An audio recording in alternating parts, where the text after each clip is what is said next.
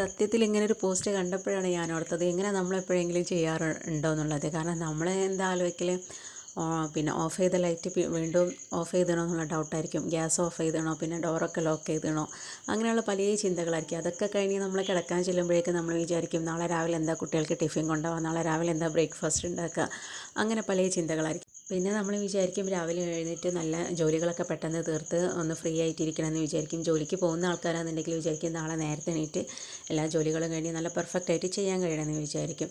അതെല്ലാം കഴിഞ്ഞ് പിന്നെ നമ്മൾ ആലോചിക്കും നമ്മളെ ലൈഫിൽ എന്തെങ്കിലും ആ ഒരു പിന്നെ ഡേ നൈറ്റ് വരെ എന്തെങ്കിലും സംഭവങ്ങൾ ഉണ്ടായിട്ടുണ്ടോ എന്നുള്ളത്. അപ്പോൾ അതിലെന്തെങ്കിലും സങ്കടപ്പെടാനുള്ളതുണ്ടെങ്കിൽ അത് ഓർത്ത് നമ്മൾ കുറച്ച് നേരം അതങ്ങനെ ഫിൽറ്റർ ചെയ്തെടുക്കും. പിന്നെ അതിൻ്റെ ഇടയ്ക്ക് മക്കൾക്ക് എന്തെങ്കിലും ഒരു അസുഖം ഉണ്ടെങ്കിൽ പിന്നെ അത് പറയേണ്ട, അതായിരിക്കും ടെൻഷൻ. ഇങ്ങനെ സമാധാനക്കേടിനുള്ള എന്തെല്ലാം കാരണങ്ങളുണ്ടോ അത് ആലോചിച്ചായിരിക്കും നമ്മൾ ഉറക്കത്തിലേക്ക് പോകല്. അപ്പോൾ അതിൻ്റെ ഇടയിൽ ഇതൊന്നും ആലോചിക്കാനുള്ള ടൈമില്ല. നിങ്ങളും ഇങ്ങനെയാണോ? ഒന്ന് കമൻറ്റ് ചെയ്യണേ.